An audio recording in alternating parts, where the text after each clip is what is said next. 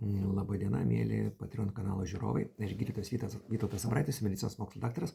Ir šiandien tokia trumpa laidelė neaiškumų šalinimo.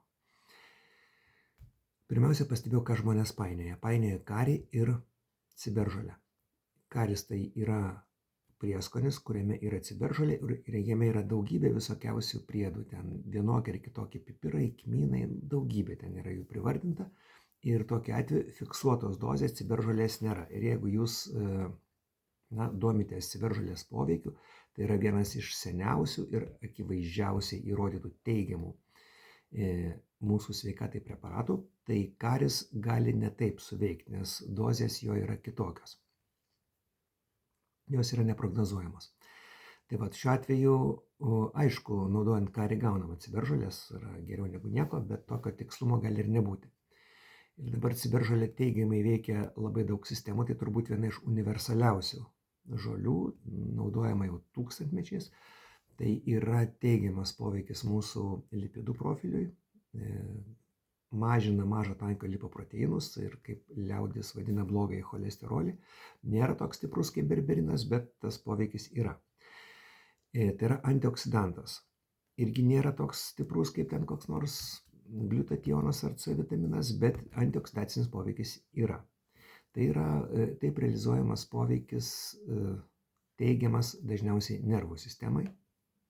Taip pat yra antiuždegiminis poveikis, irgi yra tyrimais įrodyta, kad ta sisteminė uždegiminė reakcija irgi truputėlį pamažina. Tai ten siejama su virškinimo sistema. Bet tas antioksidacinis poveikis ir antiuždegiminis jis įsiverčia į pagrindinę ciberžolės teigiamą savybę, tai yra demencijos profilaktika.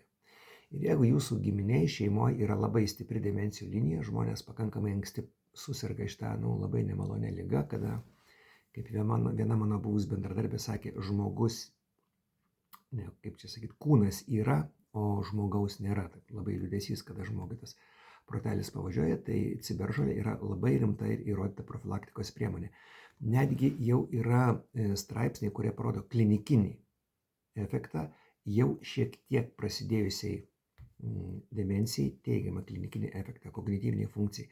Dar reikalaujantis ištyrimo tolimesnio šitas būtent teiginys, bet jau pirmieji požymiai yra būtent klinikinių požymių.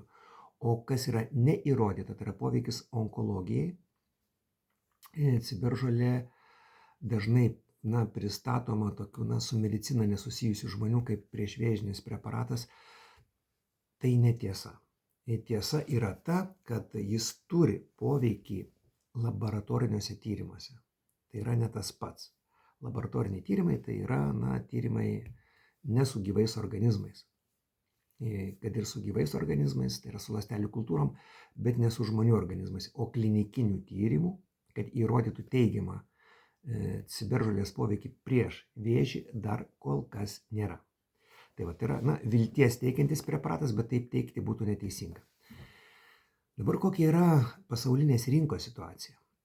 Žmonės matyt, pastaruoju metu pradėjo domėti savo sveikatą rimčiau ir įvertino ciberžolės potencialą ir ciberžolės pradėjo trūkti dėl prastesnio derliaus, dėl labai šaltos vasaros šiauriniam pusrutulyje ir prastų orų ir didesnės paklausos. Paklausos pasiūlos santykis truputėlį pasikeitė paklausos naudai. Ir aš tokį signalą gavau iš Vitanus, iš Corpusam prekinio ženklo atstovų, kad jau kitą partiją ciberžolės jie užsakė jau už didesnę kainą. Tai mylėjai, jeigu jums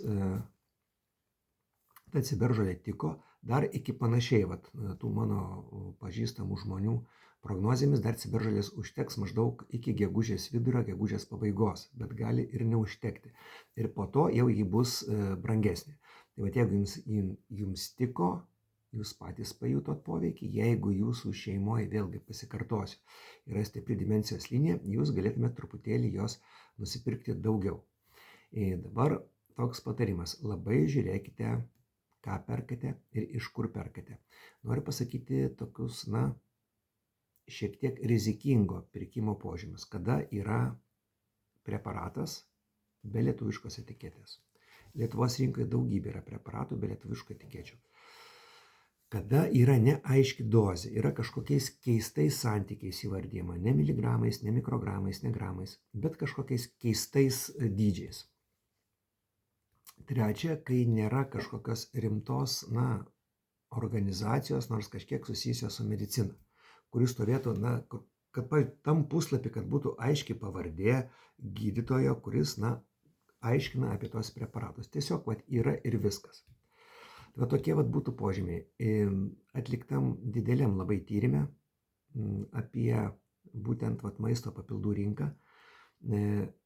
Amerikiečių tyrimas buvo ir ten tokios, išvados labai liūdnos, kad ypatingai svorio metimo papilduose ir su sportu susijusiuose papilduose yra didžiuliai netitikimai tiek kiekio medžiagų, kurios turėtų būti, deklaruojami kiekiai yra vienokie, o realūs kitokie, ir netgi sudėties. Nėra kai kurių preparatų toj kapsulėje, o yra tie, kurių turėtų nebūti, kurie pagal FDA sistemą yra nepatvirtinti. FDA tai yra Food Drug Administration, tokia kaip ir Lietuvos būtų VVKT, VMVT analogas, Amerikoje labai rimta organizacija. Ir tai yra ypatingai būdinga sudėtiniam preparatam. Tai mėlėjai, labai siūlau pirkti bet kokius preparatus, kur yra monopreparatai.